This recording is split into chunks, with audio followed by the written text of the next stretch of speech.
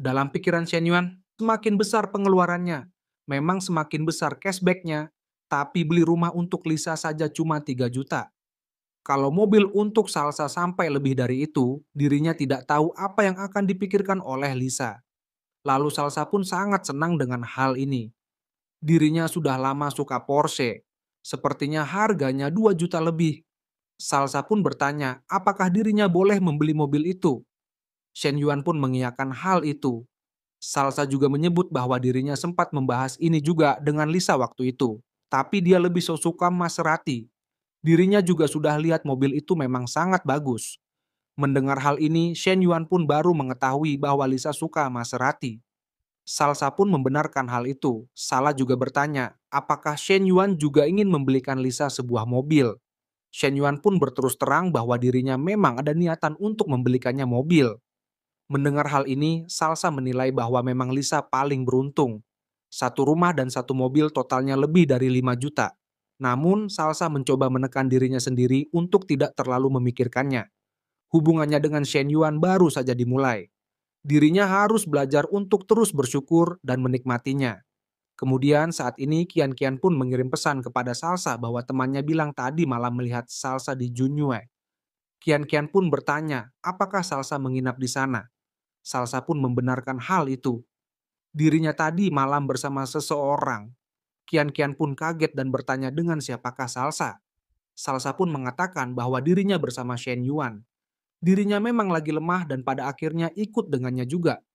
Mengetahui hal ini, Kian Kian berpikir Salsa saat ini sedang berpura-pura. Mereka sama-sama mau mengapa harus bersikap seolah-olah Shen Yuan memaksa Salsa. Dirinya cukup mengenal Salsa. Pasti Salsa yang lebih dulu mendekati Shen Yuan. Jadi maksudnya sekarang adalah, sahabat satunya lagi juga ikut naik kapal pesiar mewah itu. Kian Kian pun merasa ini tidak adil.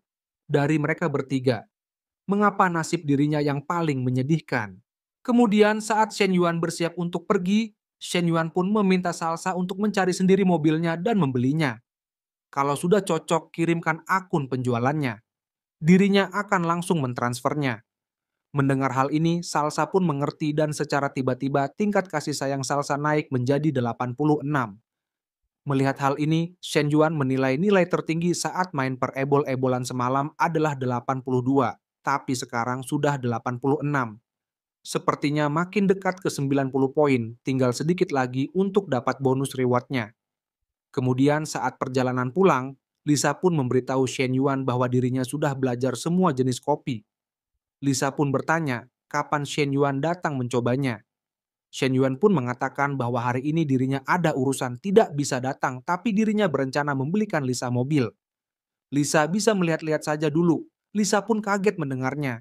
Belum lama beli rumah, sekarang mau beli mobil. Lisa pun meminta Shen Yuan untuk tidak boros. Dirinya masih punya mobil dan hanya untuk kendaraan harian. Tidak perlu yang baru. Shen Yuan pun meminta Lisa untuk menurut dirinya senang membelikan mobil untuk wanita yang dirinya cintai. Lagi pula mereka tidak kekurangan uang. Shen Yuan pun bertanya, Lisa suka mobil yang seperti apa? Lisa yang merasa tidak enak pun meminta yang biasa saja. B-Class saja sudah cukup, tidak perlu yang terlalu mahal. Mendengar hal ini, Shen Yuan merasa itu tidak benar. Mobil untuk wanitanya tidak boleh di bawah 2 juta. Mendengar kata 2 juta membuat Lisa kaget. Lisa pun menyebut itu terlalu mahal. Baru beli rumah, sekarang mau beli supercar. Shen Yuan pun bertanya, bukankah sebentar lagi ulang tahun Lisa? Ini adalah hadiah dari dirinya. Shen Yuan pun meminta Lisa untuk tidak terlalu sayang uang. Dirinya punya banyak uang. Lalu Shen Yuan pun dengan rasa khawatirnya bertanya kepada Lisa, jika di antara dirinya dan Salsa benar-benar ada sesuatu, apakah Lisa akan keberatan? Dalam pikiran Shen Yuan, masalah ini tidak bisa disembunyikan selamanya. Lebih baik dirinya bicara terus terang daripada Lisa dengar dari orang lain. Lalu Lisa pun menyebut bahwa dirinya keberatan. Tapi Lisa menyadari bahwa dirinya tidak bisa mengubah Shen Yuan. Shen Yuan sudah mau jujur. Itu berarti Shen Yuan masih peduli pada dirinya. Tapi kalau ada kejadian seperti ini lagi, lebih baik jangan katakan apa-apa. Dirinya takut tidak bisa menahannya. Shen Yuan pun meminta Lisa untuk tenang. Di hatinya Lisa satu-satunya. Tidak ada yang bisa menggantikan Lisa. Lisa pun bertanya, apakah itu sungguhan? Apakah kata-kata itu cuma Shen Yuan ucapkan pada dirinya? Shen Yuan pun membenarkan hal itu. Kata-kata itu hanya untuk Lisa. Dirinya tidak pernah berkata begitu pada siapapun. Lisa pun mengerti dirinya percaya kepada Shen Yuan. Dirinya tidak menuntut banyak. Cukup seminggu sekali datang ke kafe dan minum kopi buatan dirinya atau sesekali makan di rumah hasil masakannya. Dirinya sudah sangat bahagia. Mendengar hal ini, Shen Yuan menilai bahwa Lisa memang luar biasa. Sudah baik pada dirinya, masih juga terus berusaha menghemat. Shen Yuan pun seketika mengatakan bahwa malam ini dirinya akan menemui Lisa. Dirinya ingin benar-benar menebus semuanya. Shen Yuan pun bertanya apakah dirinya boleh ke sana. Lisa pun bertanya soal menebus yang sungguh-sungguh ini. Shen Yuan pun mengiyakan hal ini. Lisa tahu sendiri seperti apa dirinya. Lisa pun tertawa mendengarnya. Sifat Shen Yuan memang seperti itu. Lisa pun mengerti dan dirinya tidak bisa berlama-lama di telepon. Dirinya harus mengurus toko. Kemudian Shen Yuan berpikir, jadi pria seperti ini memang berat. Shen Yuan pun bertanya-tanya dan merasa heran, bagaimana pria-pria lain bisa berkencan dengan banyak wanita tapi tetap mulus tanpa masalah. Kemudian saat ini Shen Yuan berkunjung ke tempat Li Xiao. Li Xiao pun tidak menyangka Shen Yuan akan datang. Shen Yuan mengatakan bahwa dirinya datang untuk membantu dan meminta Li Xiao menyerahkan barang itu kepadanya. Namun saat Li Xiao menyerahkan barang itu, tiba-tiba kotak itu terbuka dan jatuh. Dan isinya pun membuat Shen Yuan kaget. Hal ini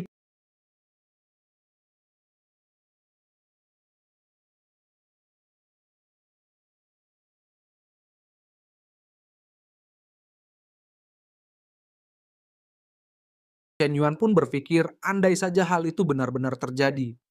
Li Xiao yang merasa malu pun mengatakan bahwa biarkan dirinya yang memungut barang-barang ini sendiri. Shen Yuan bantu angkut yang lain saja.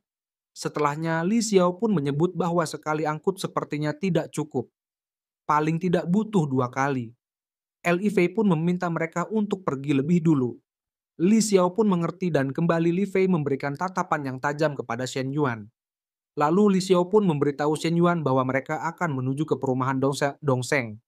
Shen Yuan pun mengerti dan mereka akan berangkat. Lalu dalam perjalanan Li Xiao meminta Shen Yuan untuk tidak salah paham. Adiknya memang begitu orangnya. Dia bukan tidak sopan atau tidak suka pada Shen Yuan. Shen Yuan pun tidak masalah. Rasanya hari ini dia lebih ramah dibandingkan 2 pertemuan sebelumnya. Li Xiao pun menyebut bahwa dulu juga dia tidak begitu. Waktu kuliah Li Fei punya pacar. Dirinya sempat lihat fotonya cukup tampan, berkacamata, dan terlihat sopan. Hubungan mereka cukup dekat. Tapi saat LDR, saat Natal, Li Fei mendatanginya, tapi malah melihat pria itu memeluk cewek lain dan hendak masuk ke hotel. Li Fei pun sangat terpukul. Sejak saat itu, dia benar-benar kehilangan kepercayaan pada pria. Shen Yuan pun bereaksi mendengar cerita ini dan menyebut pria itu goblok tolol idiot. Pria seperti itu memang sampah masyarakat. Mendengar hal ini, Li Xiao tertawa dan bertanya, bagaimana dengan Shen Yuan? Jangan-jangan Shen Yuan juga termasuk dalam golongan itu. Shen Yuan pun menyebut bahwa dirinya tidak begitu. Dirinya pria paling tulus. Shen Yuan pun balik bertanya kepada Li Xiao mengenai pandangan Li Xiao tentang pria. Li Xiao pun menyebut bahwa dirinya biasa-biasa saja karena tidak punya pengalaman seperti adiknya. Dirinya tidak terlalu membenci pria. Mendengar hal ini, Shen Yuan pun seketika bertanya mengenai pendapat Li Xiao tentang dirinya. Mendengar hal ini, Li Xiao pun kaget dan bertanya, Shen Yuan barusan bilang apa? Shen Yuan pun mengatakan bahwa tidak ada dirinya, cuma bercanda. Li Xiao terlalu tegang. Shen Yuan pun bertanya apa yang membuat Li Xiao tegang. Dalam pikiran Li Xiao, dirinya merasa sedikit kecewa, ternyata cuma bercanda. Namun jika Shen Yuan memang serius, dirinya juga tidak tahu harus bagaimana. Lalu berpindah ke apartemen baru Li Xiao. Li Xiao pun merasa lega karena akhirnya selesai juga untuk pindahannya. Hari ini dirinya benar-benar mengucapkan terima kasih kepada Shen Yuan. Li Xiao pun bertanya bagaimana jika dirinya mentraktir Shen Yuan makan. Shen Yuan pun mengatakan bahwa sebenarnya tidak harus makan untuk mengungkapkan rasa terima kasih. Li Xiao pun seketika bertanya harus seperti apa. Dan secara tiba-tiba Shen Yuan merangkul Li Xiao serta memberikan mencelepotnya.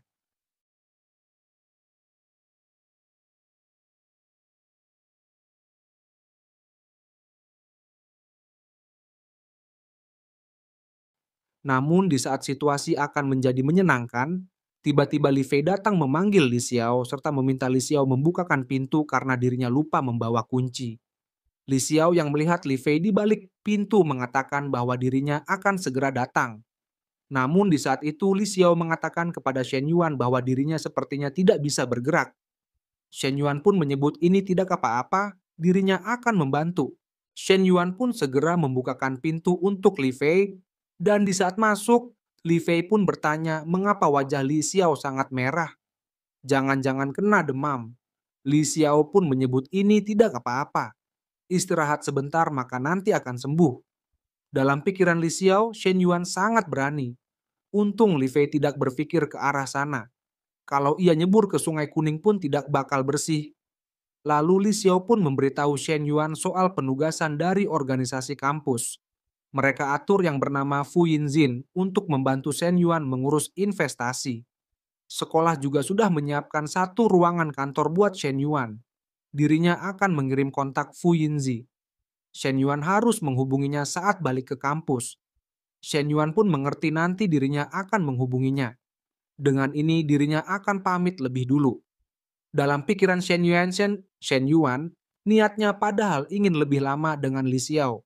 Tapi kayaknya Li Xiao khawatir Li Fei salah paham dan jadi canggung. Kemudian, saat bersih-bersih, Li Fei pun bertanya soal Shen Yuan kepada Li Xiao. Sebenarnya seperti apa? Li Xiao pun seolah-olah tidak mengerti dan bertanya maksud Li Fei. Li Fei pun meminta Li Xiao untuk tidak berpura-pura. Perasaan Shen Yuan sangat jelas. Li Xiao dan Shen Yuan juga kelihatan dekat banget. Sudah tidak seperti hubungan dosen dan mahasiswa biasa. Li Xiao pun seketika panik dan mengatakan bahwa sebenarnya dirinya juga tidak yakin. Melihat respon Li Xiao, Li Fei yakin Li Xiao sedang jatuh cinta. Jika tidak menghitung dia itu mahasiswa Li Xiao, kondisi Shen Yuan sebenarnya bagus. Tapi dirinya selalu ngerasa dia kayak tidak serius hidupnya. Li Xiao pun seketika bertanya apakah Li Fei tidak menolak. Li Fei pun menyebut bahwa dirinya menolak juga percuma. Hidup Li Xiao. Keputusan Li Xiao dirinya cuma bisa menjadi adik yang mengingatkan.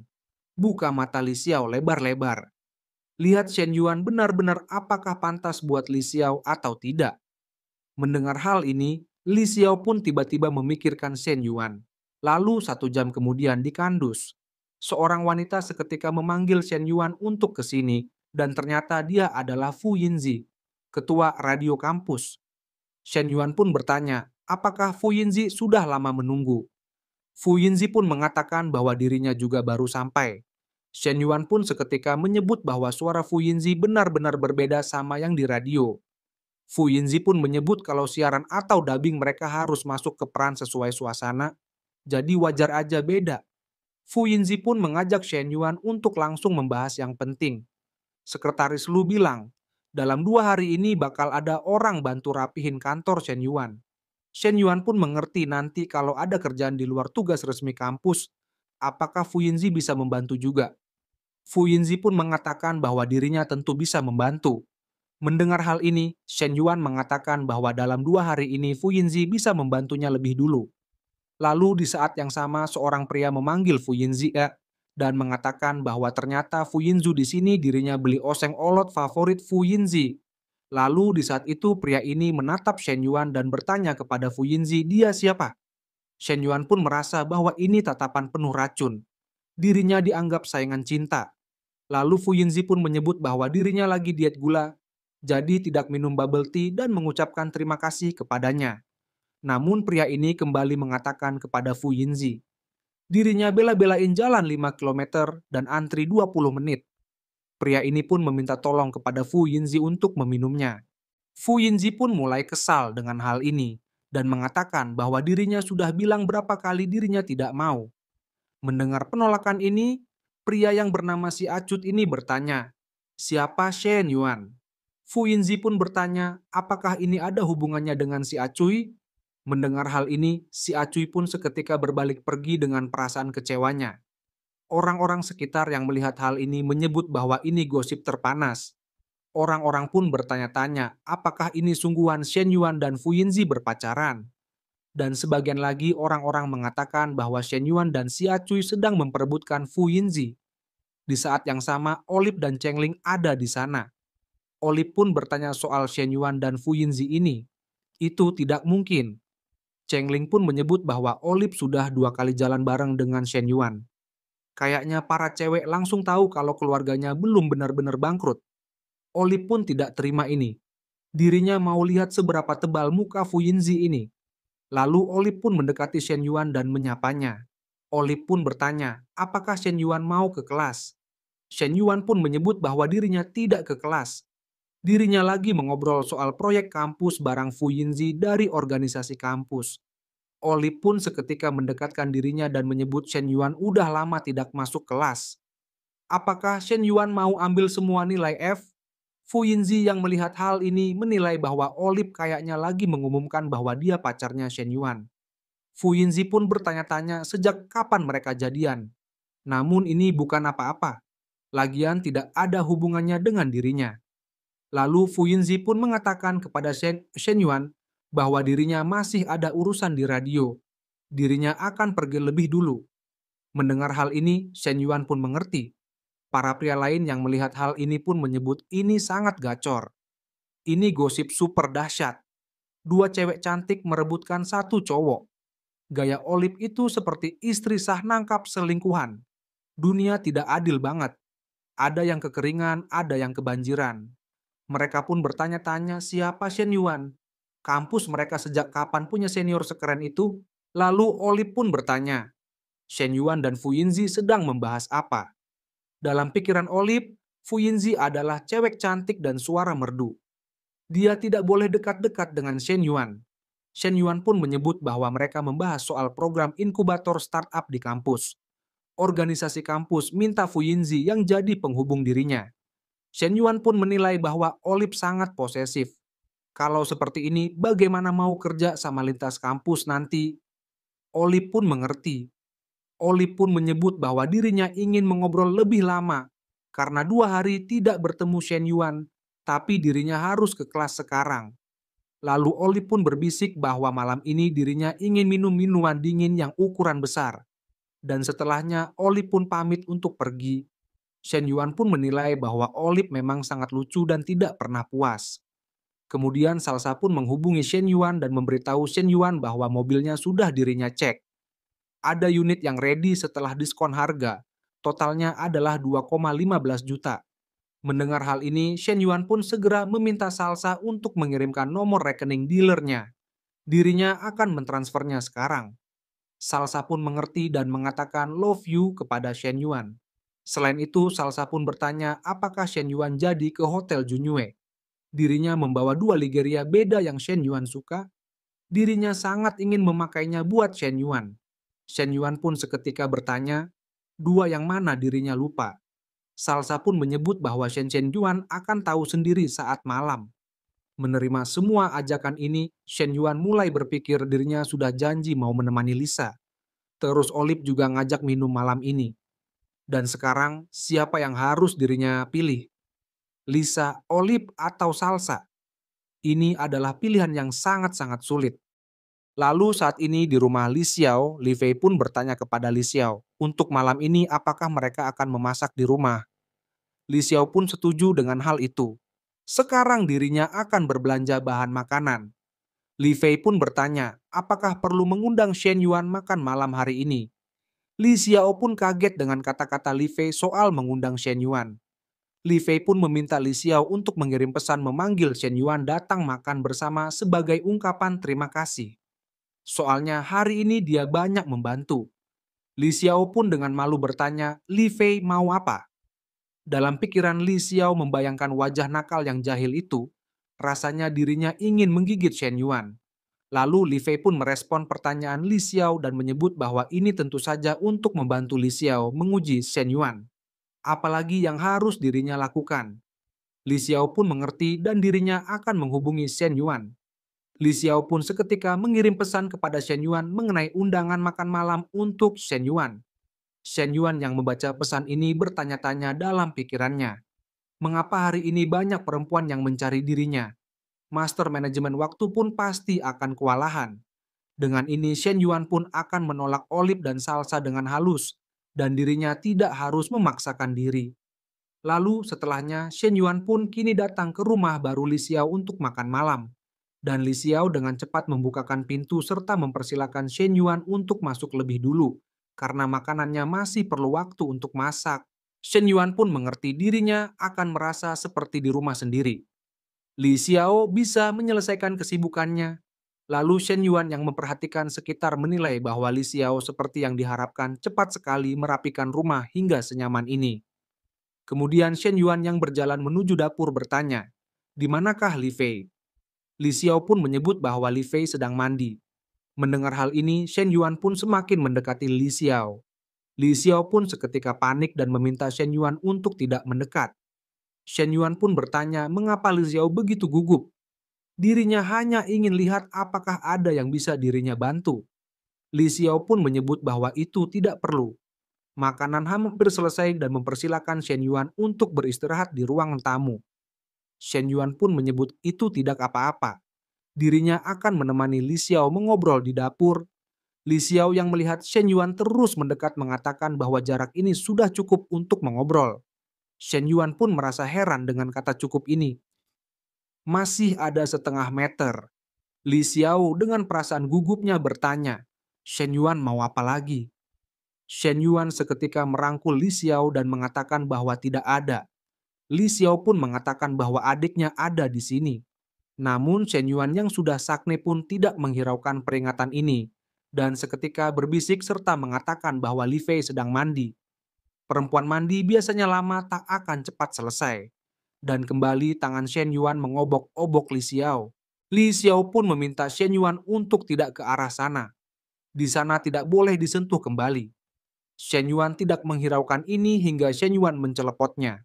Namun di saat itu tiba-tiba Li Fei mengatakan bahwa dirinya sudah selesai mandi serta bertanya, apakah makanannya masih belum siap. Shen Yuan pun seketika melepaskan pegangannya dan meminta Li Xiao untuk tenang. Li Xiao pun meminta Shen Yuan untuk tidak mengulangi lagi. Kalau masih begini, lain kali dirinya akan marah. Shen Yuan pun menyebut bahwa Li Xiao tentu tahu perasaan dirinya. Kemudian saat di meja makan, Shen Yuan mengatakan bahwa makanannya sangat enak. Li Fei pun seketika bereaksi dan meminta Shen Yuan untuk tidak terlalu banyak memuji. Kakaknya tidak suka itu. Li Fei pun seketika mengatakan bahwa dirinya ingin bertanya. Shen Yuan pun mempersilahkan Li Fei. Li Fei pun seketika bertanya apakah Shen Yuan pernah berpacaran.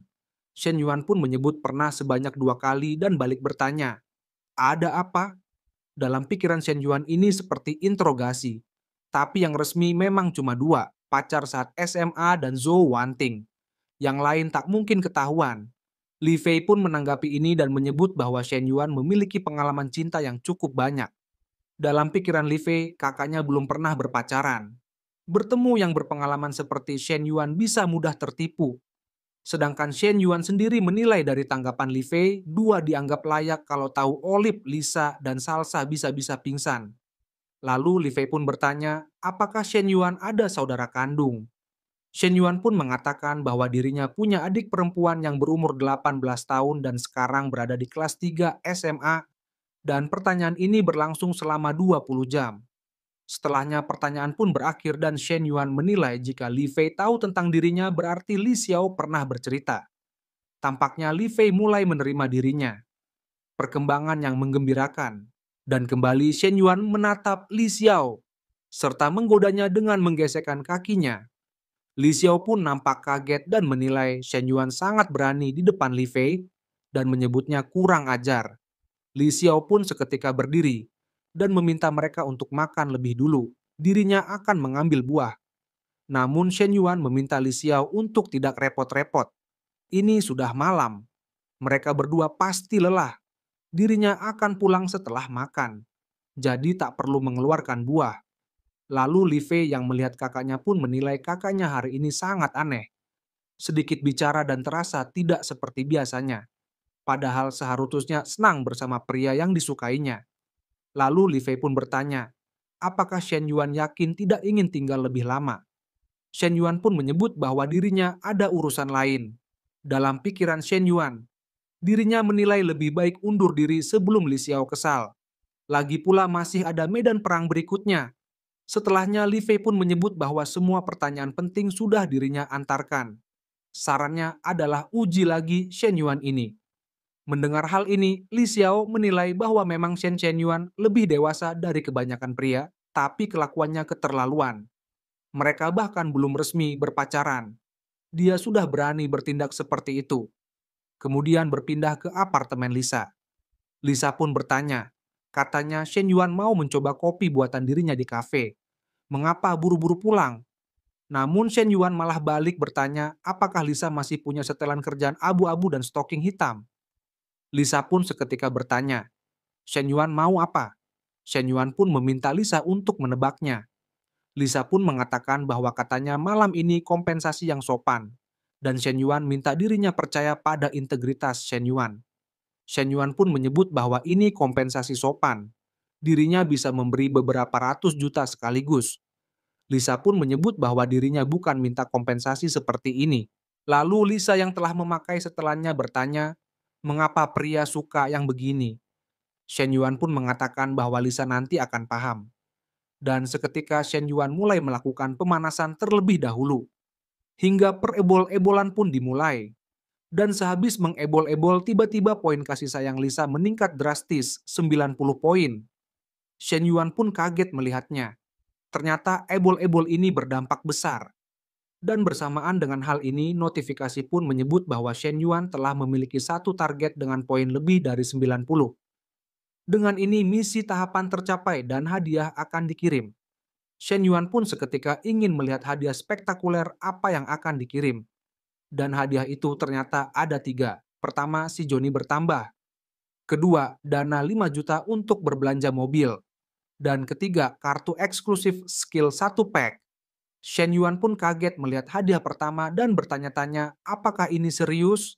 Dengan ini dirinya akan lihat efek kartu senjata khusus pria ini. Shen Yuan pun meminta maaf kepada Lisa. Malam ini Lisa harus tahan.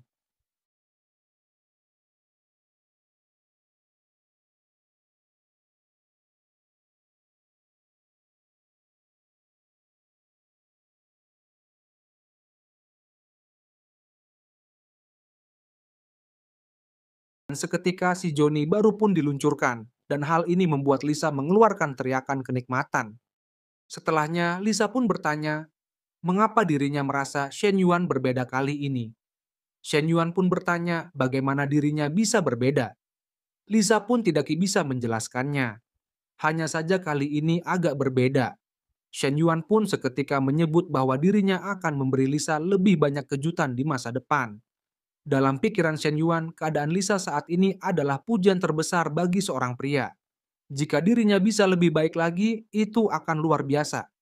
Dirinya tidak tahu apakah dirinya bisa melakukannya lain kali.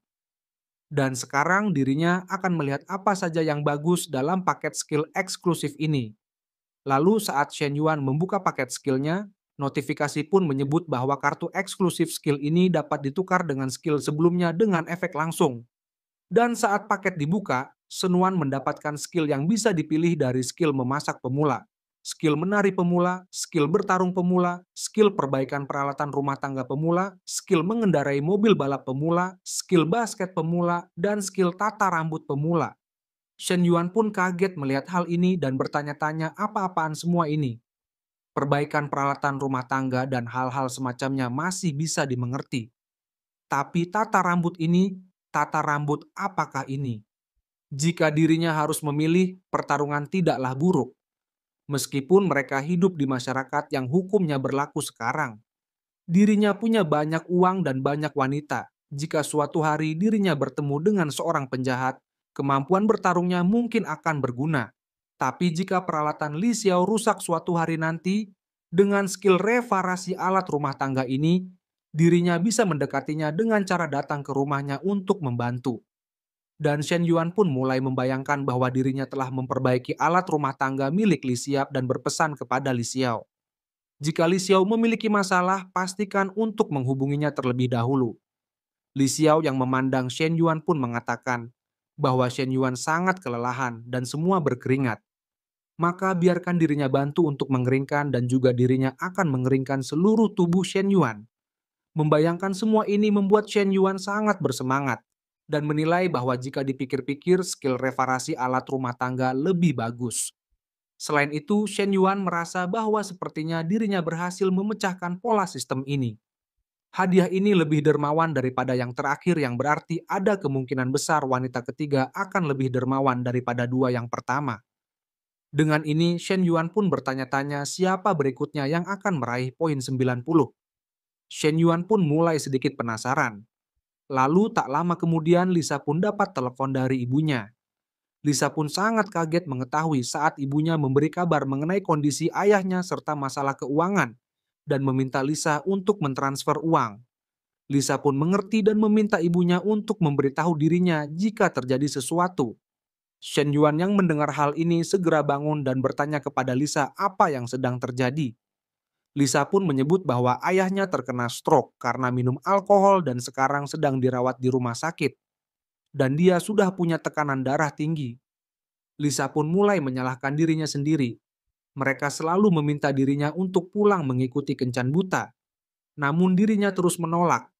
Jadi dirinya tidak kembali. Jika dirinya kembali untuk menyenangkan ayahnya, dia tidak akan menjadi begitu marah atau mabuk seperti ini.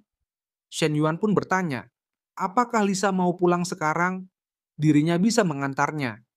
Lisa pun menyebut bahwa tidak aman untuk berkendara saat malam hari. Dirinya akan kembali besok pagi. Shen Yuan pun mengerti dirinya akan pergi bersama Lisa saat waktunya tiba. Dalam pikiran Lisa, meskipun Shen Yuan sangat peduli pada dirinya, tapi hubungan mereka tidak resmi, tidak pantas membawa Shen Yuan pulang saat ayahnya sakit. Lalu Lisa pun meminta Shen Yuan untuk tidak khawatir dirinya akan kembali sendiri. Shen Yuan pun mengerti jika Jenna kekurangan uang atau perlu pindah rumah sakit atau apapun itu, maka katakan saja pada dirinya. Dirinya akan mencari tahu. Lisa pun mengerti dan mengucapkan terima kasih. Lalu hari berikutnya, Shen Yuan pun menemukan sebuah catatan yang menyebut bahwa Lisa telah pulang ke kampung halaman. Shen Yuan pun menyebut bahwa Lisa Snaga terburu-buru sekali untuk pulang, dan dia masih membuatkan sarapan untuk dirinya. Shen Yuan menilai bahwa Lisa tidak materialistis seperti Salsa atau posesif seperti Olive. Dia bijaksana dan masuk akal dalam segala hal. Lisa benar-benar yang terbaik di antara wanita terbaik. Lalu tak lama berselang, Shen Yuan mendapatkan panggilan telepon dari Fu Yinzi. Shen Yuan pun kaget. Fu Yinzi sepagi ini menghubunginya. Shen Yuan pun bertanya-tanya apa yang Fu Yinzi inginkan sekarang. Lalu Fu Yinzi pun memberitahu Shen Yuan bahwa kantornya sudah bersih.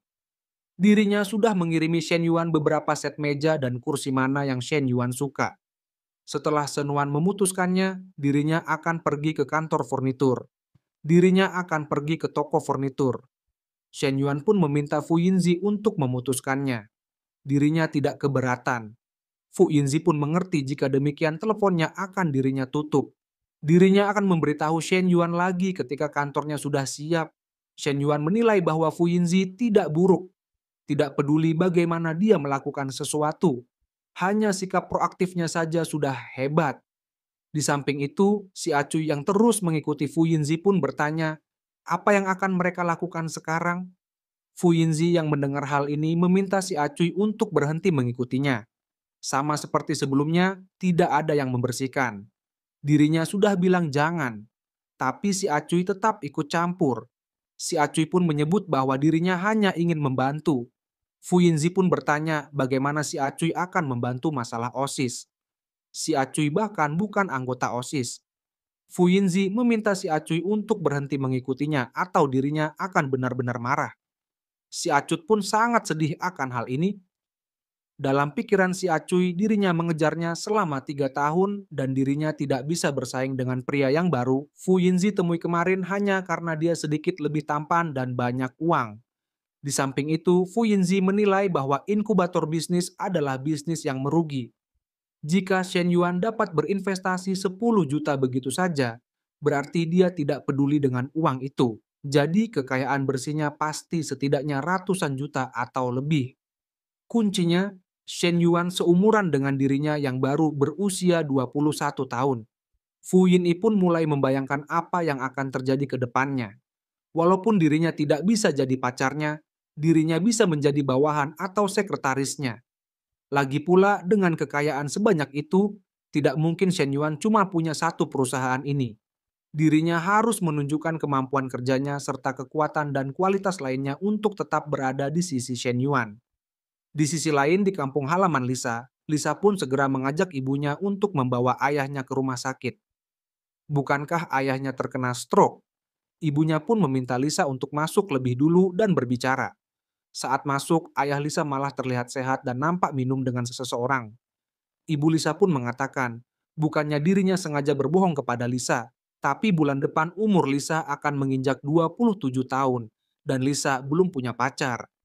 Xiaoli dan Ting Ting yang seumuran dengan Lisa sudah punya dua anak masing-masing sehingga ayah Lisa mulai khawatir. Lalu seorang bibi seketika menghampiri Lisa yang kembali dan bibi ini memperkenalkan Lisa dengan orang yang baru saja minum bersama dengan ayah Lisa. Dia adalah Dong Chitao. Dia datang khusus dari kota Sushi. Dia teman baik anak bibi. Bibi pun memberitahu Lisa bahwa Dong Chitao mempunyai perusahaan sendiri yang dipimpin oleh puluhan orang. Omset tahunannya lebih dari 10 juta dan dia sudah membeli mobil dan rumah secara tunai. Bibi pun seketika bertanya kepada Dong Chitao mengenai model mobil miliknya. Dong Chitao pun menyebut bahwa itu bukan mobil mewah, hanya seri 5. Lisa pun menanggapi hal ini dan menyebut itu tidak buruk. Dalam pikiran Lisa, baik mobilnya bagus atau tidak, setidaknya terlihat bagus. Lalu Dong Chitao pun mengatakan bahwa selain membeli tembakau dan alkohol untuk ayah Lisa, dirinya juga membawakan ibu Lisa hadiah kecil. Dirinya harap ibu Lisa menyukainya. Ibu Lisa pun kaget karena ada hadiah untuknya. Dong Chitao pun menyebut bahwa dirinya memilihnya khusus untuk ibu Lisa di perhiasan Lao Miao. Ini adalah emas murni. Harganya lebih dari 3.000 yuan, tidak mahal. Ibu Lisa pun nampak takjub dengan hal ini. Bibi pun seketika mengatakan kepada ibu Lisa betapa perhatiannya Dong Chitao. Dia pasti akan menjadi menantu yang sangat berbakti di masa depan. Ibu Lisa pun nampak senang mendengarnya. Lalu Lisa pun menarik ibunya untuk tidak berdiri di sana saja serta meminta ibunya untuk mengikuti dirinya sebentar dan duduk serta mengobrol di kamar. Dirinya ingin bercerita sesuatu kepada ibunya. Lalu Ibu Lisa pun seketika mengatakan bahwa Dong Chitao masih menunggu di luar. Serta rahasia apa yang ingin Lisa bicarakan ini tidak menunjukkan sebagai tuan rumah yang baik. Lisa pun bertanya soal tuan rumah yang baik ini. Ibu dan ayahnya menipu dirinya dengan ini. Apakah ibu tidak memikirkan bagaimana perasaan dirinya? Ibu Lisa pun menyebut bahwa dirinya dan ayahnya hanya khawatir kepada Lisa. Ibunya pun meminta Lisa melihat Xiaoli di atas.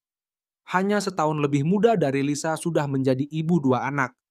Lisa pun bertanya mengapa mereka harus membandingkan diri mereka dengan orang lain. Lisa pun meminta ibunya melupakan hal ini. Dirinya tidak ingin membicarakannya lagi. Di saat itu, Lisa pun mengirim pesan kepada Shen Yuan dan mengatakan bahwa dirinya benar-benar marah pada ibunya. Ternyata ayahnya tidak ada di rumah sakit. Mereka menipu dirinya agar kembali untuk kencan buta dengan sengaja.